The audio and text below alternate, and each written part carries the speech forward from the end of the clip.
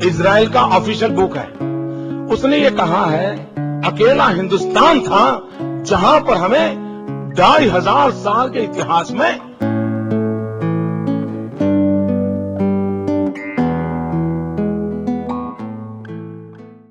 নমস্কার, জয়নিতাই ভজনিতাই গৌরাধেশ্যাম জপ হরে কৃষ্ণ হরে রাম।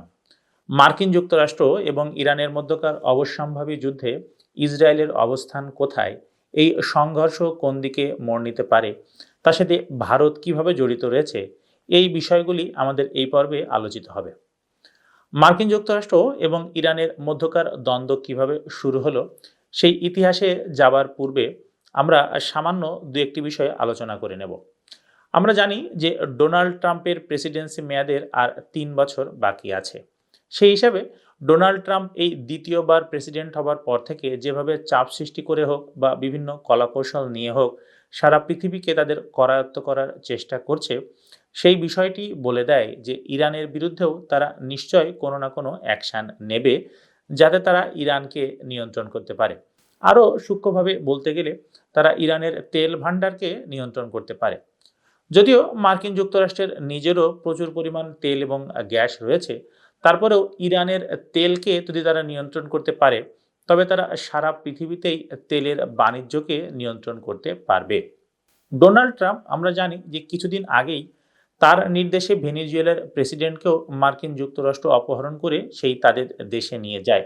সুতরাং এ ব্যাপারে কোনোই সন্দেহ নেই যে মার্কিন যুক্তরাষ্ট্র ইরানের বিরুদ্ধেও কড়া পদক্ষেপ নেবে। এবং এই মার্কিন যুক্তরাষ্ট্রের সাথে ইরানের যে সংঘর্ষ, অনেকেই বলছেন সেটি আগামী 1 মাস পরেও যুদ্ধে রূপ নিতে পারে। অনেকেরই ধারণা যে এই ঈদের পরপরই মার্কিন যুক্তরাষ্ট্র হয়তো ইরানের বিরুদ্ধে কড়া কোনো পদক্ষেপ নেবে।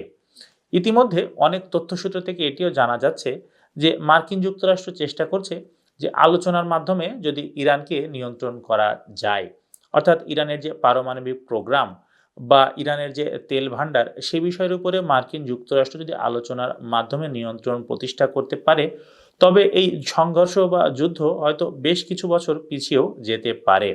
এখানে কয়েকটি বিষয় অত্যন্ত গুরুত্বপূর্ণ, আর সেটি হলো বেশ কয়েক বছর ধরেই ইরানের শাসক গোষ্ঠীর বিরুদ্ধে তাদের জনগণ নানা রকমের আন্দোলন চালিয়ে যাচ্ছেন।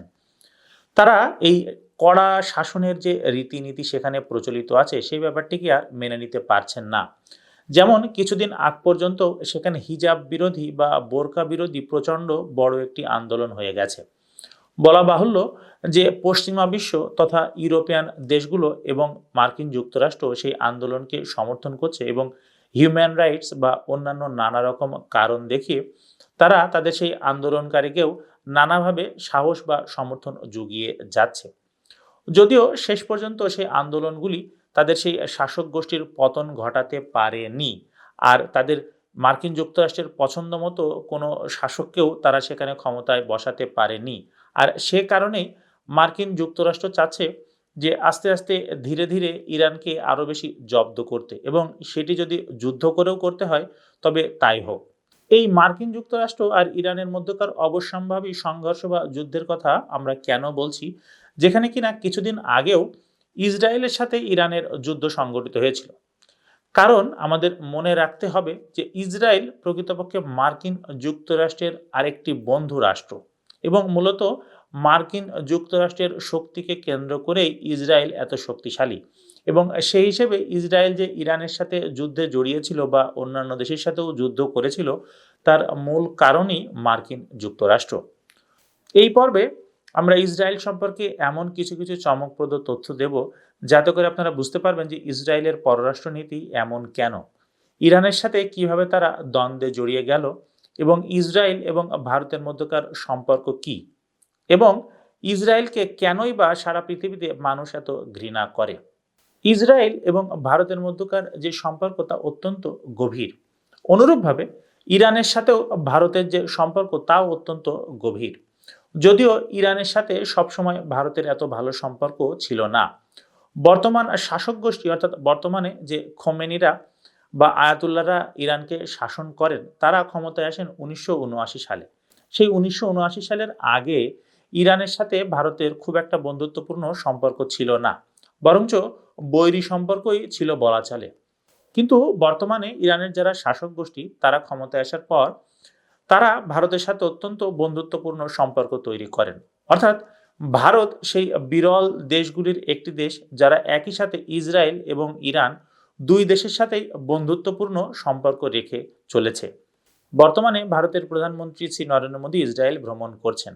আর সেই কারণেই ভারত, ইরান, ইসরায়েল এই সমীকরণটি আবার সামনে উঠে আসছে এবং এমন হতে পারে যে এই সম্পর্কই সামনের গতিপথ নির্ধারণ করবে। অর্থাৎ মার্কিন যুক্তরাষ্ট্র, ইসরায়েল এবং ইরানের যে বৈরী সম্পর্ক বা সংঘর্ষ হতে চলেছে সেটি কোন দিকে মোড় নেবে সেটি অনেকাংশেই এই ভারতের পরেই হয়তো নির্ভর করছে। ইসরায়েলের অফিসিয়াল বুকে এমন একটি ঘটনার উল্লেখ রয়েছে যা শুনলে আপনারা হয়তো চমকে যাবেন। 1948 সালে ইসরায়েল প্রতিষ্ঠিত হবার পর তাদের অফিসিয়াল বুকে এই ঘটনাটি লিপিবদ্ধ হয়। এই ঘটনাটির উল্লেখ করেন ভারতের প্রধানমন্ত্রী শ্রী নরেন্দ্র মোদী 2007 সালের একটি ইন্টারভিউতে। इजराइल का ऑफिशियल बुक है। उसने ये कहा है कि कोई ये ना समझे कि हमें सिर्फ जर्मनी में हम पर अत्याचार हुए थे। 2500 साल में हम दुनिया में जहां जहां गए हर जाति ने हर कहीं किसी मौके पर हम पर जुल्म किया था, कम अधिक मात्रा में। लेकिन अगर कोई दुनिया में अपवाद था, अकेला हिंदुस्तान था जहां पर हमें 2500 साल के इतिहास में कोई कष्ट नहीं हुआ। এবং পরবর্তীকালে ভারতের আরেকজন বর্ষিয়ান নেতা ডক্টর সুব্রমণিয়াম স্বামীও সেই ঘটনাটি নিশ্চিত করেন এবং বিভিন্ন ইন্টারভিউতে তিনিও এই ঘটনাটির কথা উল্লেখ করেছেন। আর সেই ঘটনাটি হলো এরকম: ইসরায়েল প্রতিষ্ঠিত হবার পর তাদের অফিসিয়াল বুকে একটি ঘটনা লিপিবদ্ধ করা হয়, আর তা হলো যে এমন নয় যে ইহুদিরা শুধু দ্বিতীয় বিশ্বযুদ্ধের সময় জার্মানির দ্বারাই অত্যাচারিত হয়েছে, বরঞ্চ ইহুদিরা সারা পৃথিবীতেই যেখানেই যেখানেই ছিল কখনো না কখনো তারা ঠিকই সেখানে অত্যাচারিত হয়েছে। এর মধ্যে একমাত্র ব্যতিক্রম এই ভারত। ভারতবর্ষে ইহুদিদের উপরে কখনোই অত্যাচার হয়নি। আর সেই কারণে ইসরায়েলবাসী বা ইহুদিরা ভারতকে ধন্যবাদ জ্ঞাপন করেছিল থ্যাংক ইউ ইন্ডিয়া বলে। কারণ দ্বিতীয় বিশ্বযুদ্ধের সময়ও ভারতবর্ষে কিভাবে ইহুদিদের রক্ষা করা হয়েছিল সেই ঘটনা আমরা অন্য কোনো পর্বে আলোচনা করব। আর সেই কারণে ইসরায়েল সবসময় ভারতের প্রতি তাদের কৃতজ্ঞতা প্রকাশ করেছে। এই থ্যাংক ইউ ইন্ডিয়া তাদের অফিসিয়াল বুকে যে ঘটনাটি লেখা হয়েছিল সেই ঘটনাটি এই কথার প্রমাণ। ভারতবর্ষে ইহুদিদের যে ইতিহাস তা অত্যন্ত সমৃদ্ধ ইতিহাস। যদিও সংখ্যায় তারা অনেক কম, কিন্তু ভারতবর্ষে তারা চিরকালই অত্যন্ত সম্মানের সাথেই বাস করেছে এবং তাদের যোগ্যতা অনুযায়ী তারা তাদের সঠিক মর্যাদাও পেয়েছে। এমনই একজন জেনারেল ছিলেন জেনারেল জ্যাকব। 1971 সালে বাংলাদেশের এই যুদ্ধে, অর্থাৎ বাংলাদেশ যেভাবে পাকিস্তান থেকে স্বাধীন হয়েছিল তাতে একটি বড় ভূমিকা রেখেছিলেন এই লেফটেন্যান্ট জেনারেল জেএফআর জ্যাকব। পরবর্তীকালে বাংলাদেশ এই লেফটেন্যান্ট জেনারেল জ্যাকবকেও সম্মানিত করেছিল মুক্তিযুদ্ধে অবদানের স্বীকৃতি স্বরূপ। এই জেনারেল জ্যাকব মুক্তিযুদ্ধে যে অবদান রেখেছিলেন তা অবিস্মরণীয় এবং তার ভূমিকাতেই মূলত বাংলাদেশ এবং ভারতের যৌথ বাহিনী সমর্থ হয়েছিল এই পাকিস্তানকে পরাজিত করতে। একটি বিখ্যাত ছবি যেটি 1971 সালের 16 ডিসেম্বর তোলা হয়েছিল, যেখানে আমরা দেখতে পাচ্ছি যে পাকিস্তান বাহিনী ভারত এবং বাংলাদেশের যৌথ বাহিনীর কাছে আত্মসমর্পণ করছে, যেখানে সেই আত্মসমর্পণের দলিলে জেনারেল নিয়াজি স্বাক্ষর করছেন এবং পাশে বসে আছেন ভারতের জেনারেল জগদীশ সিং অরোরা। ঠিক তাদের পিছনেই যে ব্যক্তিটি দাঁড়িয়ে আছে এই ছবিটিতে আপনারা দেখতে পাচ্ছেন, তিনিই ছিলেন লেফটেন্যান্ট জেনারেল জ্যাকব।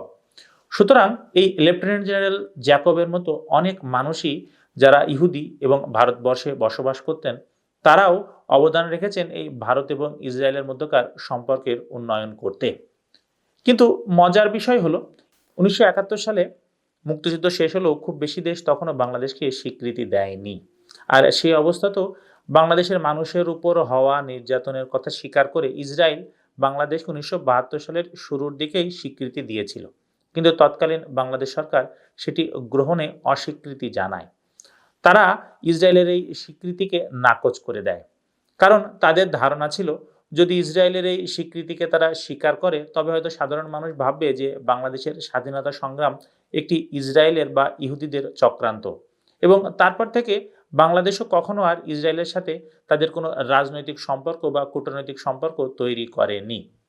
ইসরায়েল এবং প্যালেস্টাইনের যে সমস্যা সেই সমস্যাটিও সর্বজন বিদিত এবং সেই সমস্যাটিও আজকের নয়। মাঝে মাঝে ফিলিস্তিনিদের উপর ইসরায়েলিরা যে অত্যাচার করে সেটি সারা পৃথিবীকেই নাড়িয়ে দেয়। বিভিন্ন সময় বিভিন্ন প্রান্তের মানুষও সেই ফিলিস্তিনিদের পক্ষে কথা বলেন এবং ইসরায়েলকে তারা দোষী সাব্যস্ত করেন। কিন্তু মজার বিষয় হচ্ছে এই ইহুদিরা সারা পৃথিবীতে যেখানেই গেছে তাদের উপর অত্যাচার করা হয়েছে। দ্বিতীয় বিশ্বযুদ্ধ তাদের উপরেও প্রচণ্ড অত্যাচার করা হয় এবং অনেক ইহুদিদের হত্যা করা হয়।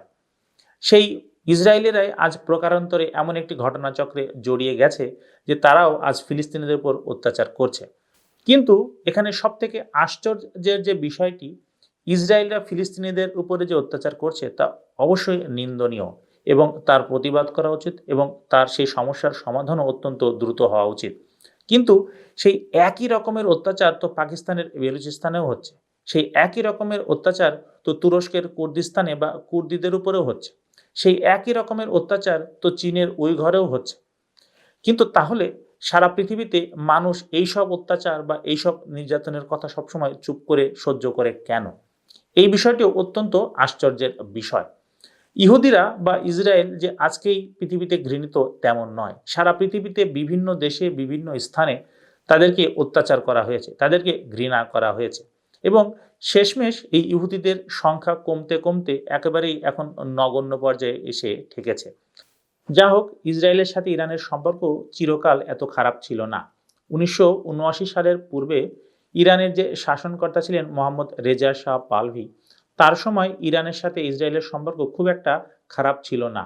1979 সালে ইরানে একটি ইসলামিক বিপ্লব হয় এবং তারপরে খোমেনিরা বা আয়াতুল্লাহরা ইরানের শাসনকর্তা হন এবং সেই রুহুল্লাহ খোমেনি এমন একটি অবস্থান নেন যেটি ছিল সম্পূর্ণ ইসরায়েল বিরোধী এবং সারা পৃথিবীতে ইসরায়েল বিরোধী যে একটি মন মানসিকতা তৈরি হয় বা অবস্থান তৈরি হয় তার নেতৃত্বও দিয়েছিল এই রুহুল্লাহ খোমেনি এবং মূলত তার কারণেই পরবর্তীতে ইরানের সাথে ইসরায়েলের এত বৈরিতা তৈরি হয় এবং সেই বৈরিতা এমনও রূপ নেয় যে ইরান ইসরায়েলকে হুমকি দিয়েছিল বারবার তাদের ধ্বংস করে দেবার জন্য এবং সে কারণেই তারা পারমাণবিক বোমা তৈরি করার চেষ্টা করছে বলেও বিভিন্ন মিডিয়া সূত্র থেকে জানা যায়। কিন্তু এই সমীকরণের সাথে ওতপ্রোতভাবে জড়িয়ে রয়েছে ভারত, কারণ ভারতের সাথে ইসরায়েলেরও অত্যন্ত সুসম্পর্ক এবং ইরানের যে বর্তমান শাসক গোষ্ঠী অর্থাৎ এই খোমেনি এবং আয়াতুল্লাহরা তারাও ভারতের সাথে অত্যন্ত বন্ধুত্বপূর্ণ সম্পর্ক গড়ে রেখেছে 1979 সাল থেকেই। আর সেই কারণে এই সংঘর্ষের সাথে ভারতও জড়িয়ে রয়েছে ওতপ্রোতভাবে। সে কারণে অনেকেরই ধারণা এই প্রধানমন্ত্রী শ্রী নরেন্দ্র মোদীর ইসরায়েল ভ্রমণের সাথে এই বিষয়গুলিও অত্যন্ত গভীরভাবে জড়িয়ে রয়েছে, অর্থাৎ তার এই ভ্রমণের সাথে ইরান, ইসরায়েল এবং মার্কিন যুক্তরাষ্ট্রের সংঘর্ষ এবং দ্বন্দ্বের বিষয়টিও অত্যন্ত গভীরভাবে জড়িত। যাই হোক, সামনের পর্বে আমরা এই বাকি অংশ নিয়ে আলোচনা করব যাতে আপনারা এই ইরান, ইসরায়েল, ভারত এবং আমেরিকার সম্পূর্ণ সমীকরণটি স্পষ্টভাবে বুঝতে পারবেন এবং তার মধ্যে যদি নতুন কোনো তথ্য উঠে আসে আমরা সেটিও আপনাদের সামনে উপস্থাপন করব। ধন্যবাদ আমাদের সাথে থাকার জন্য। নমস্কার।